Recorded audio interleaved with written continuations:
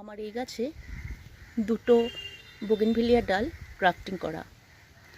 এরকম একটি গ্রাফটেড গাছ কিনতে গেলে কিন্তু আমাদের অনেক দাম পড়ে যাবে, কিন্তু আমরা যদি একটু কষ্ট করে বাড়িতে নিজেরাই গ্রাফটিং করার চেষ্টা করি এবং সফলতা পাই, তাহলে কিন্তু নিজের হাতে করার যে আনন্দ, সেই আনন্দও পাবো, প্লাস আমাদের অনেক টাকাও খরচ করতে লাগবে না।